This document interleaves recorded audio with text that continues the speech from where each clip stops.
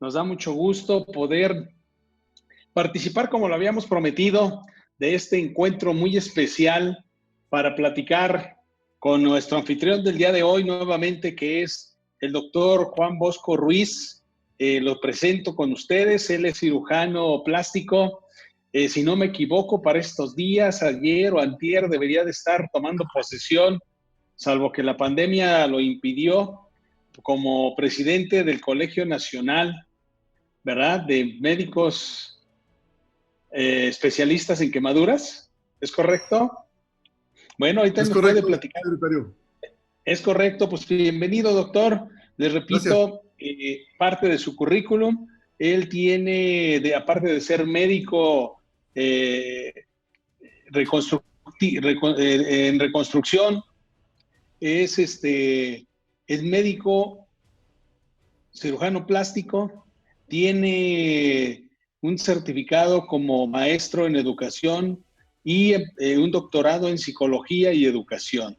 Yo creo que vamos a aprender mucho de él. También está por certificarse como formador de formadores por el Instituto Sinergia de Coaching Global, que está afiliado a la Asociación Iberoamericana de Formación y Certificación, y por supuesto que es miembro activo de nuestro sindicato. Él está encargado, él es el responsable de nuestra estrategia para lograr identidad personal, identidad laboral y por supuesto que identidad institucional. Muchísimas gracias, sigue creciendo el número de nuestros participantes. El día de hoy estaremos hablando sobre el sentido que le damos a nuestra vida, esa búsqueda de sentido que permanentemente los hombres y mujeres estamos tratando de encontrar para ser felices, para ser personas en plenitud, para lograr nuestro propósito en la vida y por supuesto que para ser seres humanos en un universo tan complicado como el actual, que alcancen a lograr y a ver el futuro. Entonces, pues, doctor, pues bienvenido. Estamos hablando de un tema muy interesante, el hombre en la búsqueda de sentido. Te dejamos por algunos minutos, 56 minutos prácticamente. El foro es para ti y te agradeceremos mucho que nos guíes en esa búsqueda de sentido, en ese encontrar nuestro caminar, en ese profundizar hacia lo que somos y cómo a partir de ahí podemos ir encontrando la calidad personal que tanto anhelamos. Bienvenidos. Y bienvenido, doctor. Muchas gracias. Buenas tardes a todos. Buenas tardes y gracias, Martín Cano, por la oportunidad. Este es un medio muy bueno para poderlos comunicar y eso es utilizar y aprovechar las herramientas que nos permite la tecnología en estos momentos. Lo que vamos a platicar, se los voy a ir comentando poco a poquito, es ponerles algunas herramientas para que podamos ir construyendo. Vamos a empezar entonces compartiéndoles un PowerPoint y empezamos. Entonces, dentro de lo que platicamos la semana pasada acerca de esta aproximación a lo que es nuestro trabajo, no solamente en la cuestión laboral estrictamente, sino nuestras actividades en casa, nuestras actividades en la sociedad, bueno, pues nos va a ayudar muchísimo tener estas herramientas. Esto es parte de toda una serie de conferencias que se irán platicando a lo largo de este mes, en donde van a ir ustedes adquiriendo herramientas que van incorporando poco a poco y les van a ser muy útiles. El tema de hoy es el ser para crecer en busca de sentido. Como ya vieron ustedes, nos hace favor de coordinar nuestro secretario José Martín Cano Martínez y su servidor vamos a estar platicando sobre esto.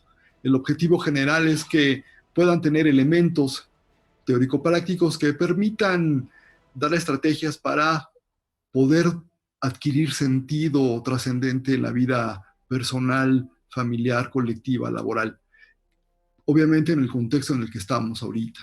Como objetivos particulares tenemos que platicar sobre la descripción de la modernidad y posmodernidad como contextos históricos, antropológicos en el que estamos, correlacionar a algunos autores con posmodernismo, modernidad líquida, nihilismo, explicar conceptos del ser y sentido y algunas perspectivas, cómo se ve el encierro por este COVID-19. Dentro de los otros particulares estará describir las etapas del encierro. Ustedes pueden ver en la literatura, hay muchas, yo les ofrezco ahorita una posibilidad, ustedes la considerarán, explicar algunos puntos que consideramos claves para sortear con éxito esta fase y cerramos con conclusiones. La modernidad. ¿Qué es la modernidad? Dentro de la historia de la humanidad hay diferentes etapas. Estos cambios epocales no necesariamente son tajantes, no son como vienen en los libros, que un día pasa esto y al día siguiente es lo otro. No es cierto. Vamos a poner, por ejemplo, la Edad Media. Se dice que empezó en la caída del Imperio Romano. ¿Cuánto tiempo llevó el Imperio Romano caerse? Llevó varios años, no fue de un día para otro. Y termina con el descubrimiento de América, que se le da una fecha aproximada, un 12 de octubre del 1492. En realidad no es así, en realidad es que se van mezclando las diferentes épocas. Bueno, no sucede algo similar. La modernidad es un periodo que sucede después de la Revolución Francesa y cuya característica principal es que pone al hombre, a nosotros como seres humanos, en el centro del debate, en el centro de las posibilidades, no solamente de vivir, sino de conocer. Nos pone en el centro del debate, en el centro de las acciones de cómo aproximamos al mundo, cómo lo concebimos. Ese es el punto clave. De ahí se van derivando diferentes situaciones que vamos a ir comentando. Los que nacimos antes de los 80s, que seguramente somos la minoría, porque de los compañeros que veo todos son mucho más jóvenes que yo, pero bueno, los que tenemos la oportunidad de haber nacido antes de los 80s, podíamos distinguir con mucha claridad lo que era la izquierda y la derecha política, por poner un ejemplo muy importante. Vivimos en un mundo donde había dos grandes bloques, uno donde el libre comercio estaba representado fundamentalmente por los Estados Unidos de América, y el otro bloque, el del bloque comunista, el bloque que el Estado es el que era el poseedor de los medios masivos de producción, y todas las posibilidades económicas estaban regidas por un Estado que en ese momento estaba liderado por la Unión de Repúblicas Soviéticas Socialistas. Nosotros disponíamos de conocimiento y de noticias de una manera distinta. Las noticias tenían una velocidad diferente. Si queríamos enterarnos nosotros de algo, teníamos dos opciones. Oíamos la televisión o el radio, o comprábamos la edición impresa de las noticias de la tarde, que era muy interesante. No existía el WhatsApp, no existía el Twitter, no existía el Facebook, no existían estas plataformas. Entonces la comunicación era diferente. Eso que ahora vemos nosotros en tiempo real no existía. Era una posibilidad para algunas personas quizá, pero no existía como lo vemos ahora.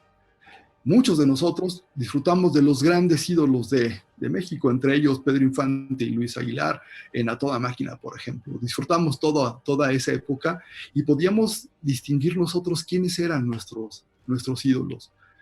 Yo creo que muchos de nosotros podíamos cantar mejor que Pedrito Fernández, aquella canción de Si te vienen a contar cositas malas de mí. Yo creo que era parte de lo que somos. Ahora todo se diluye.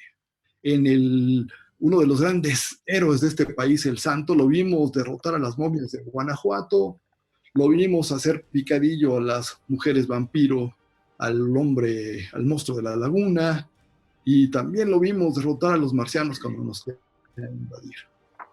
Cada país, en esta época de la modernidad, tenía más o menos definida su línea de trabajo: producción, exportación, transformación. El outsourcing que conocemos ahorita era una práctica poco difundida, si bien es muy antigua, algunos autores la aterrizan hasta 1901, la difusión es después de los años 80 del siglo XX. La forma en que adquiríamos nosotros mercancía de otros países era a través de la fayuca, no era una cosa como la tenemos ahora. La posmodernidad. La posmodernidad surge, de acuerdo a los diferentes autores, entre el término de la Segunda Guerra Mundial y lo que estamos viendo en este momento. Entonces, tenemos un cambio epocal muy interesante. ¿Qué sucedió? ¿Cuáles fueron los acontecimientos que marcaron ese momento? Bueno, uno de los más significativos fue la caída del muro de Berlín. Otro, que desapareció la Unión Soviética. Algo que era impensable a principios del siglo XX, finalmente sucedió. El fin de la Guerra Fría. Una foto del George Bush, papá, saludando a Gorbachev, era impensable en el escenario previo a la ruptura de de la Unión Soviética. La Unión Europea fue un sueño de muchísimos siglos, ver una Europa unida, por lo menos la parte oriental. Y algo que a mí me sigue impresionando es cómo las fronteras se volvieron solamente nominales en la Europa occidental. La posmodernidad, definida desde el punto de vista sociológico y antropológico, filosófico por Lyotard, Lipovetsky, nos hablan de ciertas características que vamos a puntualizar. Bátimo, y lo señalo aquí porque tiene que ver con una historia que empieza con Federico Nietzsche y que nos habla del nihilismo. El nihilismo como destino de la humanidad. Y aquí empiezan las cosas tristes de esta parte de la historia. Aquí nos empezamos a desaparecer. Aquí nos empezamos a desconfigurar. Porque según Nietzsche, retomado después por Bátimo, la única opción que tenemos como seres humanos es irnos hacia abajo, ir hacia abajo hasta encontrar la nada como destino último del hombre. La nada como única posibilidad. Eso es un escenario terrible, es un escenario apocalíptico, es un escenario dantesco. Pero bueno, así lo manejaron Bátimo y Nietzsche. Y en ese sentido la historia es muy difícil que los desmienta. Lo que estamos padeciendo nosotros, bueno, parece que les daría cierta parte de razón. Jürgen Habermas, este antropólogo, sociólogo, nos menciona que ciertamente la posmodernidad puede existir, aunque él no es de los que lideran ese movimiento, pero sí nos dice algo importante y contrapone completamente a Bátimo y dice que si bien es cierto que la humanidad en términos generales avanza hacia esa desesperanza, avanza hacia esa nada, la vuelta a la religión, cualquiera que sea, es una de las soluciones que nos dice Jürgen Habermas para poder interrumpir este camino hacia abajo. Entonces, es muy importante considerarlo como posibilidad teórica. En la posmodernidad usamos ropa, zapatos, televisores, juguetes que se fabrican en muchas partes del mundo. Puedes traer una camisa hecha en Vietnam, puedes traer un pantalón hecho en Sri Lanka o zapatos manufacturados en otras partes del mundo. Los medios de comunicación se han transformado de manera vertiginosa. La televisión satelital era solamente un sueño. Tesla del siglo XX al inicio nos platicaba de esos medios de comunicación sin alambres y ahora son una realidad. Los teléfonos celulares y las computadoras tienen la información y la capacidad que se soñaba desde la mitad del siglo XX y lo que podía almacenarse en 1950 de información que eran casi un piso, un edificio muy grande, que se tenía que enfriar por agua y demás. Bueno, ahora lo tenemos al triple o al cuádruple en nuestra palma de la mano en un teléfono celular. Así ha cambiado de manera vertiginosa esta parte del mundo. Yo recuerdo, no sé si ustedes recuerden, pero me acuerdo mucho de esas cabinas de teléfono de 20 centavos, en donde tú ibas a contar tu historia y alguien más también se encargaba de difundirla. El lenguaje corporal de la gente que está haciendo fila ahí con este muchacho esperando es muy elocuente. ¿Cómo va cambiando y cómo va configurando la tecnología nuestras formas de comunicarnos, nuestras formas de entender la vida y obviamente de actuar en la misma? La posmodernidad, y a raíz de las generaciones que nos preceden, se han ido alejando de las grandes explicaciones del mundo, incluyendo la religión, como mencioné, el amor, la amistad, el compromiso, empezaron a volverse relativos. La globalización cambió la configuración y el sentido de nación en muchos países. Hay tres características que quisiera destacar de la posmodernidad. La primera es el vacío existencial. Eso es lo que decía Bátimo, es lo que dijo Nietzsche en el siglo XIX. Es ese irnos hacia la nada, que es una cosa real. La segunda, todo es relativo. Zygmunt Bauman propone una tesis de la modernidad líquida y no está tan alejado. Ustedes pónganse a pensar si es posible construir una casa sobre el agua. No se puede. Si conseguimos una casa en la forma tradicional en que estamos acostumbrados, con cimiento, con materiales, no se puede construir porque se va a romper. Imagínense entonces construir nuestras relaciones en un piso que se está moldeando, que es cambiante, no se puede. Por eso es que todo es relativo, todo es frágil. esa modernidad líquida, se traduce en esas relaciones efímeras, donde el amor dura una cita, donde el te quiero dura un mensaje de WhatsApp, en donde el compromiso dura tal vez una noche. Todo eso pasa, de acuerdo a Zygmunt Bauman, porque vivimos en un mundo en donde no hay nada que nos dé cohesión y vamos perdiendo entonces esas posibilidades de conexión sólida con nuestros semejantes. Finalmente, el distanciamiento de las grandes explicaciones. No solamente la religión, cualquiera que sea, cualquier denominación, no solamente es el camino formal, sino el distanciamiento de las explicaciones trascendentes de nuestra existencia. Cuando se pierden todas las otras relaciones, cuando todo es efímero, cuando todo es relativo, cuando no vale la pena hacer nada por nadie, entonces nos vamos despegando de nuestro ser trascendente y entonces sí, todo es un caos. Y eso nos explica mucho de lo que estamos pasando. Como contextualización para el siguiente paso de la plática, yo creo que nos pone en un ambiente bastante nebuloso, bastante deprimente, porque así lo habían planteado los autores que lideran el nihilismo. Vamos a platicar un poquito del ser para entonces aterrizar el ser en este momento. Hay muchas definiciones. Podemos pasarnos muchas horas discutiendo sobre esto. Yo creo que si lo aterrizamos de una forma muy sencilla, el ser es lo que es nuestra esencia, es la naturaleza de nosotros mismos. Eso es el ser. El ser es un verbo que implica actividad. Martin Heidegger nos dice que el ser, en tanto una definición terminada, no existe. El ser, para que pueda ser, valga la expresión, tiene que configurarse con el movimiento, con la acción de ir hacia eso, hacia la construcción de la esencia. Y eso nos dice entonces que el ser es una construcción que se va haciendo de otras definiciones, de otros yoes, que nos vamos a ir configurando por la interacción que tenemos con nuestros semejantes.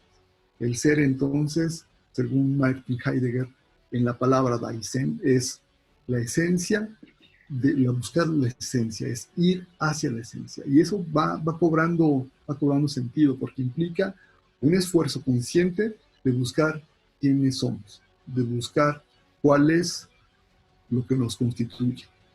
Y la otra cosa, que los filósofos antiguos consideraban, y muchos materialistas consideraban que el ser solamente era lo tangible. Filósofos de la talla de Edmund Husserl y los fenomenólogos dicen que está constituido de eso, pero también de la conciencia de que somos eso y también de que hay una posibilidad de trascendencia. Es decir, si nosotros tratamos de llegar al ser en su concepción más amplia, implicaría entonces también esa búsqueda de sentido más allá de lo corporal, más allá de lo tangible, más allá de la definición sencilla de que el ser es lo que podemos tocar. Y entonces el ser es aquella cosa que nos llena y que vamos construyendo completamente y en una forma holística de comunicaciones, de contactos con otras cosas, que van mucho más allá del cuerpo físico. El sentido. El sentido es cuál es el objetivo, cuál es el destino al que pretendemos aterrizar.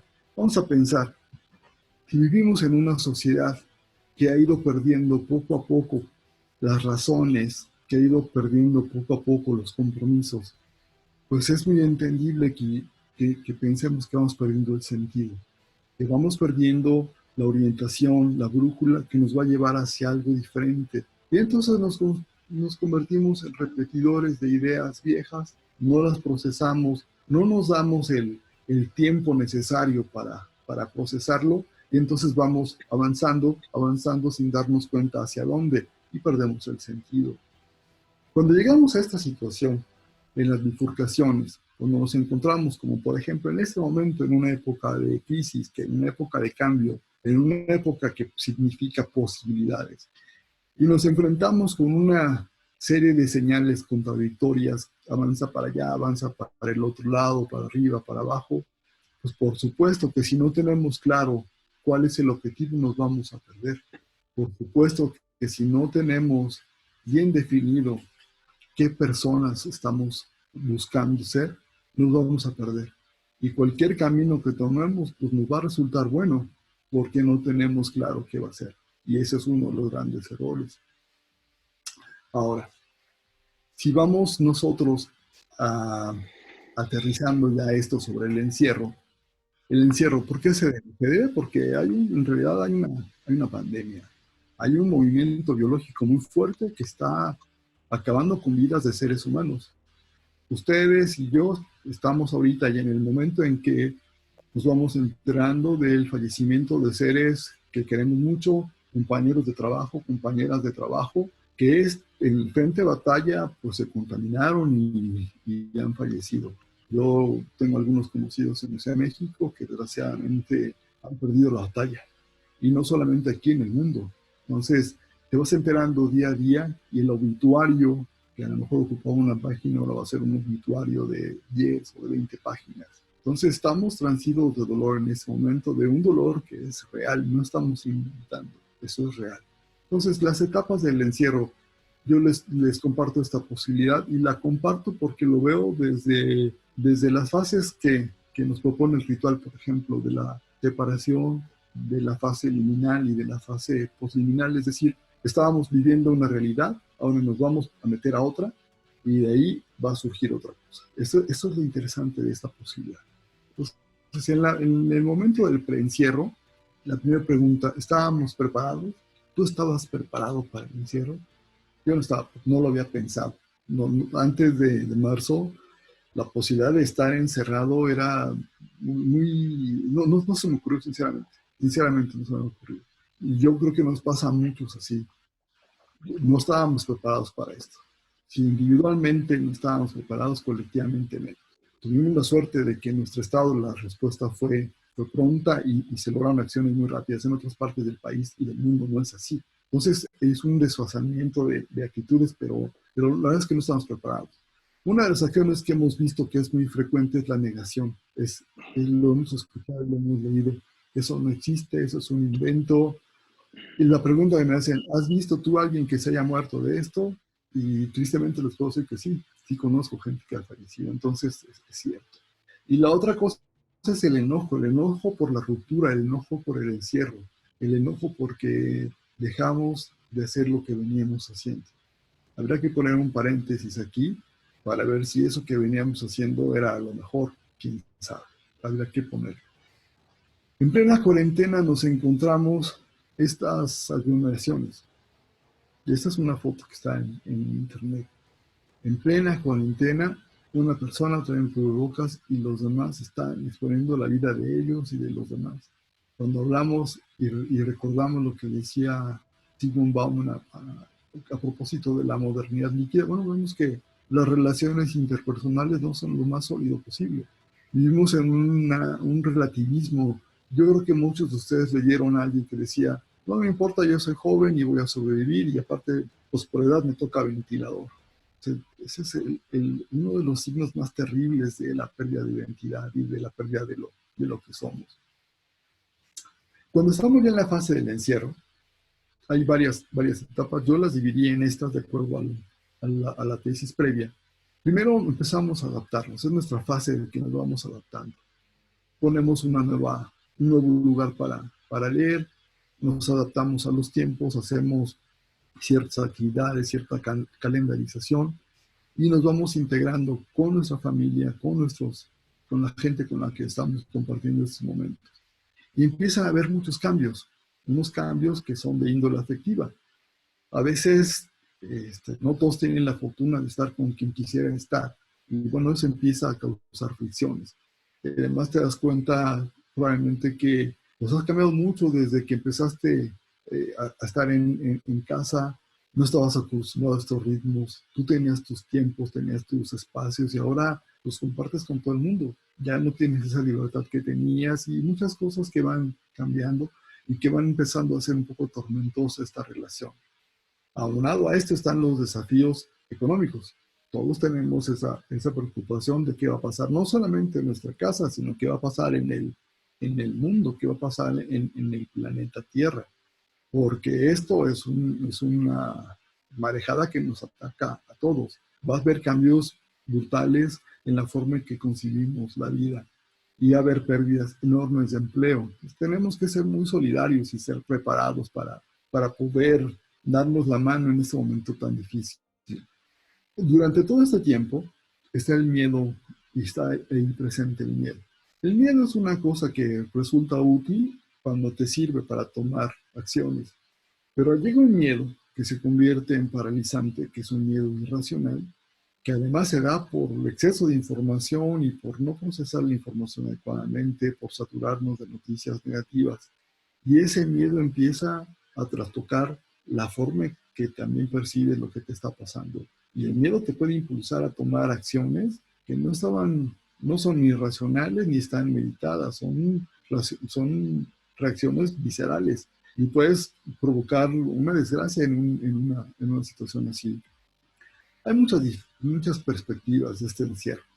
Dependiendo de la edad, de la situación económica, de la situación social, etcétera, es diferente. Los jóvenes, por ejemplo, que yo tengo sobrinos jóvenes, pues no se la viven muy bien, porque no falta el que tenía su novia y ahora no la puede ver, o la que tenía el plan de la graduación de la universidad, o el viaje para terminar los estudios, o inscribirse a una maestría, o etcétera. Y esos planes están, por lo menos ahorita, detenidos. Entonces eso te crea mucha incertidumbre. Los niños ahora están enfrentándose a una educación, una enseñanza virtual. Ahora ya su compromiso es con la pantalla de la computadora. Están en otro escenario y tampoco tienen posibilidad de decidir qué van a hacer en sus casas. Es complejo. Los que tienen que salir a trabajar, pues no tienen de otra. Tienen que irse con todo el miedo que eso implica, enfrentarse a la situación, no solamente en la cuestión de salud, sino en la cuestión de la vida diaria, en el transporte, en las relaciones comerciales. Hay posibilidades reales de contagio. Hay un grupo de aquellos que no quieren quedarse en casa y aunque puedan, van a ver cómo se van a salir. También es un grupo que hay que entender cuál es la dinámica y son diferentes perspectivas. El sector salud a los que pertenecemos nosotros, cuando vamos a los compañeros, muchas veces con ese miedo. Acabo de leer el reporte de un amigo mío de un hospital muy grande del Seguro Social en la Ciudad de México, donde dicen que los que están en la zona COVID les ve la cara de miedo, como si fueran al patíbulo, y así lo describen en Facebook. Entonces, pues eso es real. La mayoría de los amigos que tengo en Facebook se dedican de una u otra forma a la salud y ves ese que empieza a pasar el desaliento y eso no podemos permitir, pero es algo real, tenemos que considerarlo.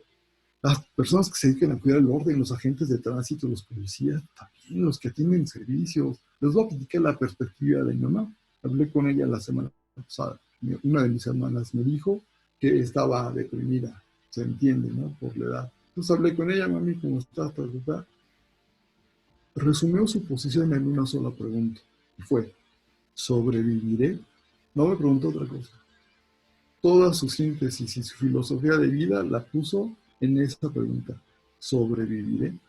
Entonces, mi cuestión racional dice que sí va a sobrevivir. Por cuestiones lógicas, y no estás expuesto, no te vas a contaminar, pero el problema no es ese, el problema es que cuando a cierta edad, cuando no escuchas bien, cuando no ves bien, cuando te falla el corazón, y cuando eres hipertenso, y cuando eres diabético, y estás ante esta incertidumbre, pues resulta muy lógico pensar, ¿sobreviviré? Y la respuesta vamos a irla construyendo todos nosotros ahorita. Ese es un escenario interesante. Esta es de una foto que también bajé de la red de una actriz que está tomando este encierro de una manera bastante agradable. Está con sus perros, tiene un caserón, se la vive muy bien. Es un escenario que a lo mejor puede aguantarse hasta un año encerrada, ¿no? Si quiere. Pero ese es un escenario distinto. Es el escenario del hacinamiento de la gente que está en el día a día luchando por sobrevivir. Y aquí es muy difícil pedirles el aislamiento, es difícil pedirles que resistan. Tenemos que ser muy conscientes de la disparidad de cosas que venimos. Y además tenemos que enfrentarlo como como género, tenemos que como grupo, como especie que está pasando por un periodo de prueba muy difícil. Hay otra cosa que me encuentro y que de verdad que es terrible, terriblemente dolorosa, terriblemente brutal. Es algo increíble, la violencia en contra de las personas que atienden pacientes y especialmente en contra de las mujeres. Es terrible. Lean este encabezado. Me golpearon y escupieron hasta que se cansaron. Una compañera que iba a su trabajo y que fue agredida porque le descubrieron que traía el uniforme de trabajo. En las noticias leí también de otra compañera enfermera que iba en un transporte público, se subieron a asaltar y entre sus cosas vieron que era enfermera y entonces le dijeron, a esta le vamos a dar una calentadita y la golpearon hasta que se cansaron también. Entonces la violencia es un fenómeno rarísimo, rarísimo. Hemos visto muchos letreros de amenazas para que dejen las casas donde habitan los compañeros y compañeras que están dedicados a la atención de pacientes. Si no hubiéramos visto lo que es la posmodernidad, difícil de entenderse de esto, pero si vemos lo que es la posmodernidad, si vemos lo relativo que resulta en las relaciones, ¿no? Podemos explicarnos. Es plausible lo que está pasando, es entendible, no es justificable, pero tiene razones que hay que atacar. En el postencierro, ¿qué escenarios esperamos? Va a haber desconfianza, seguro va a haber desconfianza. Y esa desconfianza va a ser porque pues, no sabemos si el otro está sano, si nuestro interlocutor está sano. No sabemos si guardó los días que debía de guardar, etc. Va a ser un reto la adaptación a las nuevas posibilidades de vida. El miedo va a estar presente siempre. Hay que utilizarlo como posibilidad de acción, no como una situación de parálisis. El trabajo tendrá que ver otras formas de trabajo. Las escuelas tendrán que trabajar de maneras distintas. Y una pregunta que nos hacemos, ¿podremos regresar al momento previo antes del encierro? La respuesta es muy difícil. Quisiéramos que fuera así. Yo preguntaría, ¿lo que veníamos haciendo valía la pena rescatar? De lo que veníamos haciendo, ¿qué sí valía la pena seguir haciendo? ¿Qué de esas actividades es mejor cambiarlas? ¿Cuáles iban en detrimento de nosotros y cuáles nos favorecían? Yo creo que el escenario que viene va a ser completamente distinto. Y otra vez, es un momento de decisión. Es un momento de ser muy serenos, ser muy tranquilos y ver qué es lo que deseamos, qué es lo que queremos ser. Es un momento de irnos directamente a buscar el sentido. Para poder trabajar sobre esto, platicamos la semana pasada sobre un libro de Viktor Frankl. A mí me gusta muchísimo. A mi vida llegó desde hace muchos años y ha sido un libro que eventualmente llega. Hay cosas que suceden. Y llegó en el último momento en una situación muy interesante de mi vida personal. Entonces lo veo con mucho cariño y lo veo como un instrumento de trabajo. Surgió de la experiencia de Viktor Frankl, un psiquiatra austriaco, que vivió el campo de concentración, perdió absolutamente todo, trabajo, casa, papás, hermanos, esposa. Él estuvo en estas listas y en estas largas filas de presos en diferentes campos, incluyendo Auschwitz, me parece. Vivió lo más tremendo de los seres humanos, pero dentro de lo más tremendo, él encontró una posibilidad que es la que les quiero compartir. Y como conclusión es que dentro del horror que podemos vivir, tenemos dos opciones. Los seres humanos nos volvemos o unos canallas o transformamos esa situación y logramos hacer de nuestra vida algo maravilloso. Y eso es lo que quiero invitarles. Este es el libro, esta es una de tantas portadas. Se lo pueden encontrar gratis, lo pueden comprar. Este es un libro que les recomiendo, de verdad, con mucho cariño. Una conclusión de ese libro. La influencia más deprimente del cautiverio es no saber cuánto durará el encierro. Es la incertidumbre. Es que las fechas no las podemos poner con seguridad, con certeza, porque no sabemos qué va a pasar. Si alguien dice que se va a levantar tal fecha, también tendrá que considerar que puede haber una segunda ola de infección y una segunda ola de situaciones difíciles. Pues tenemos que tener muy claro eso. Las claves para dar sentido a la vida. Aquí empieza a cambiar ya del sentido aquel, todo eso que les planteé, muy sombrío, muy en la onda Bátimo, muy en la onda Nietzsche de la depresión, porque realmente es muy deprimente leerlos desde cierta óptica. Bueno, les tengo algunas propuestas. Las propuestas vienen en amarillo y con la idea de que sean algo manejable. Hago un paréntesis. Estas pláticas están estructuradas de tal manera que a mí me toca exponer esta parte con mucho contenido teórico, pero mis compañeros que van a dar las siguientes pláticas van a dar las herramientas así prácticas para poder hacer los cambios rápidos, cambios que sean permanentes, cambios que sean a largo plazo y que permitan aplicar esto en la vida. Y entonces vamos a ir a complementar. Y eso me parece muy genial. Entonces, una posibilidad es cultivar una vida espiritual significativa. ¿Por qué? Porque si nosotros trabajamos en una vida espiritual, y no estoy diciendo que tengan que hacer algún tipo de religión o algún tipo de oración, no. Búsquense en el interior, conéctense con ustedes mismos, búsquense desde adentro sus conexiones hacia afuera, busquen lo trascendente, lo que no es tangible, lo que no nos ata aquí. Y conectándonos con esa trascendencia encontramos paz. Y esos espacios de paz ahorita son vitales. ¿Qué se necesita para hacer? Por supuesto que cualquier tipo de oración es bienvenida. Lo importante es la intencionalidad de encontrar significado a nuestra vida y a través de una vida espiritual significativa. Es encontrarnos a nosotros. La segunda, el amor como meta última y más alta a la que puede aspirar el ser humano. No podemos nosotros intentar sortear cualquier tipo de obstáculo si no tenemos claro que el amor tiene que ser nuestro motor. Viktor Frankl describía la nitidez con la que veía la imagen de su esposa durante todos los años de su encierro. Él no supo qué le pasó y la imagen de él es que al final la iba a encontrar. Cuando finalmente lo liberan a Viktor Frankl, lo primero que hace es tratar de buscar a su esposa y se encuentra con que su esposa murió hacía unos 2 o 3 años. Pero durante todo el tiempo del encierro de Viktor Frankl, tuvo la imagen de su esposa, porque era la imagen del amor. Él sublimó todo su dolor y toda su tristeza y su razón de ser en el amor. Entonces, el amor como meta para guiarnos en la búsqueda del sentido. El sentido del humor. El sentido del humor no lo debemos de perder, por más difíciles que sean las cosas, por más terrible que sea, tenemos que encontrar el momento que nos arranque una sonrisa, el momento más fuerte que nos arranque una carcajada. Tenemos que sonreírle a la vida, tenemos que asumir la vida con alegría, tenemos que encontrar, aún en el sufrimiento y en el encierro, esos motivos de la sonrisa. Tenemos que rescatar el sentido del humor. Y por una razón, porque nos permite distanciarnos, aunque sea por un breve instante, del dolor.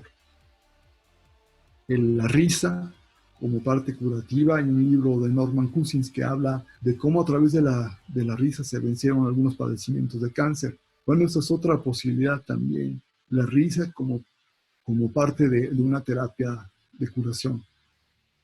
Otra es que debemos recordar siempre que no importa la condición que estemos, por lo adverso que sea, siempre tendremos la oportunidad de elegir. Esa libertad de la que Michel Foucault nos escribe muy bien en Las Mañas del Poder, cómo a pesar de que nos tengan atados de muchos lados, las decisiones en nuestro interior, en las partes íntimas de nosotros, son nuestras. Nadie tiene derecho a meterse en esta parte de nosotros. El conectarse a una computadora, el leer un libro o escuchar alguna música o ver la televisión o dormirte lo que quieras, esa es tu decisión. Tiene que ser un acto de libre elección, porque tú puedes estar de un lado de la cerca y observar el amanecer del otro lado o saltarte a pesar de que te pudiera resultar lastimoso y encontrar que hay luz después de esta oscuridad. En lo que nos vamos a convertir en este tiempo, reforzando la anterior, es decisión de cada uno. No es decisión de nadie. Nadie nos va a decir qué vamos a hacer. Sí tenemos la obligación como adultos de orientar a los menores, de irles planteando justamente estas alternativas, pero será decisión de cada uno como seres conscientes de lo que vamos a hacer. Y aquí es importante lo siguiente: en la medida que nosotros dejamos la responsabilidad, en esa medida nos vamos haciendo ajenos a nuestra naturaleza humana. Nuestra naturaleza humana debe regirse también por la responsabilidad, por la toma de decisiones. La persona que se deja vencer por la ausencia de futuro llena su mente de negaciones.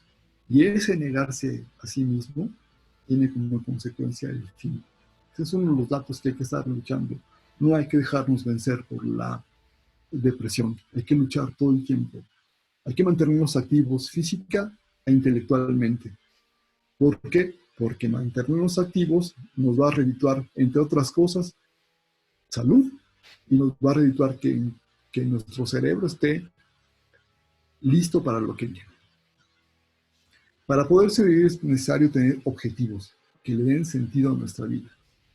La vida nos da una serie de preguntas que vienen disfrazadas como obstáculos, cada día a cada uno. A estas preguntas debemos responder con el valor de una conducta correcta y adecuada. Otra vez tenemos que ser conscientes y responsables de lo que somos.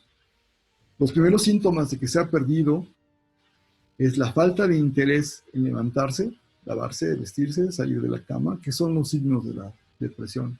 En ese momento que estamos nosotros ya abandonándonos, es que estamos hacia abajo, y eso es lo que hay que evitar. Por eso es importante, y eso lo van a decir mis compañeros solamente, ponerse horarios de trabajo, ponerse cosas que hay que hacer, tener una razón para cada día. Vivir significa asumir la responsabilidad y encontrar la respuesta correcta a las cuestiones que la vida nos plantea, y cumpliendo con las obligaciones que nos han sido asignadas.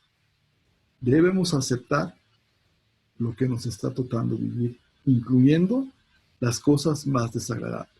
Tenemos que aceptarlas porque en el momento que las aceptamos, en el momento que decimos así están las cosas, en ese momento nos volvemos responsables. Dejamos de ser parte de la masa que se deja guiar y nos convertimos en individualidades que son responsables de sí mismo y de los demás. Y ese es el objetivo, eso es lo que nos da también parte del sentido de la vida, hacernos responsables, y que mi responsabilidad como persona también sea compartida con otro ser humano. Y entonces sí nos convertimos en un gran colectivo que no es una masa, en un gran colectivo que puede decidir por sí mismo y por los demás. Debemos ser conscientes que nuestro destino nos da el valor de ser personas únicas e irrepetibles. Lo que nos está tocando vivir a cada uno de nosotros, y como lo vemos, eso es solamente personal, está solamente diseñado para cada uno de nosotros. Lo que ustedes vivan, lo que yo vivo, es nada más para mí. Nadie puede venir a vivir eso. Si es dolor, ese es mi dolor el que tengo que vivir. Si es alegría, es mi alegría la que tengo que vivir. Si es la sonrisa la que tengo que vivir. Si es amor, es el amor que tengo que experimentar, es el amor que tengo que dar. Nadie puede hacer lo que nos toca, y hay que hacerlo con una actitud, porque dependiendo de la actitud va a ser que los resultados que vamos a obtener. Retomando la idea de todo esto, necesitamos salir de aquí convertidos en personas excepcionales. Necesitamos convertirnos en lo mejor que podamos hacer. Esa va a ser la mejor inversión que podemos hacer en nosotros y para la gente que queremos. Agradezcamos cada día por estar vivos. Tenemos la posibilidad y el enorme momento de que cada día que estemos vivos es un día que hay que agradecer. Y agradezcanlo a quien quieran. Mi recomendación siempre es: piensen que hay algo más. No crean que estamos limitados a solamente este cuerpo. Nosotros somos energía, y la energía no está confinada a una pared de carne. No somos un saco de energía caminando. Somos energía que se conecta, energía que viva, energía que vibra, energía que se modifica, energía que trasciende.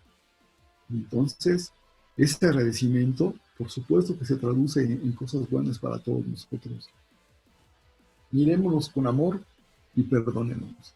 Veámonos en el espejo y veámonos con los ojos más lindos que podamos tener, porque somos nosotros. Recordemos que somos únicos e irrepetibles. Nadie más está viviendo lo que nosotros. Nadie más tiene mi color de piel, nadie más tiene mi barba, nadie más tiene mis lentes, solamente soy yo. Debo de mirarme con amor y debo perdonarme, debo de aceptarme como soy, darme un gran abrazo y decir, vamos adelante, hay que amarnos profundamente. Tenemos que imaginarnos una vida futura, una vida próxima, una vida a partir de 2 meses, porque esta es una de las claves fundamentales. Para poder nosotros sentar lo que va a ser el futuro, podemos ir nosotros construyendo a través de esas imágenes, creando una película de lo que va a ser nuestra salida del encierro. ¿A quién vamos a ver? ¿Cómo lo vamos a sentir? ¿Lo vamos a abrazar? ¿Lo vamos a besar? ¿Qué música vamos a escuchar? ¿Qué vamos a comer? ¿Con qué vamos a acompañar eso? ¿Vamos a tomar una copa de vino, una cerveza, agua? ¿Vamos a caminar por el pasto? ¿Vamos a ir por la carretera? ¿Qué vamos a hacer? Tenemos que ir construyendo eso como posibilidad, como algo real, porque mantener todos los días ese sueño en mente nos da la energía para salir adelante. Incluye en esta visión lo que va a ser tu vida personal, qué actitud vas a tomar, incluyendo el trabajo en tu comunidad. Como conclusiones, las condiciones que nos impuso esta situación de salud mundial nos dan una posibilidad de reflexionar lo que somos y lo que podemos ser. Es la oportunidad de convertirnos en una mejor versión de nosotros mismos. Procuremos que nuestra vida sea de servicio. Vamos a empezar con nosotros, con nuestros seres queridos y con los que están lejos. Y ante lo inevitable, demos nuestra mejor cara. Conservemos nuestra dignidad. Hay una palabra que la van a trabajar mucho, yo nada más la menciono un poquito, que es la resiliencia, donde nos dice que es la capacidad para adaptarnos positivamente a las situaciones adversas. Mi sugerencia, sean lo mejor que puedan ser. Muchas gracias por su atención. Les mando un abrazo grande. Gracias, Martín. Gracias a todos los que han estado en esta tarde, porque nos enriquece mucho la participación. De verdad les agradezco. Bendiciones.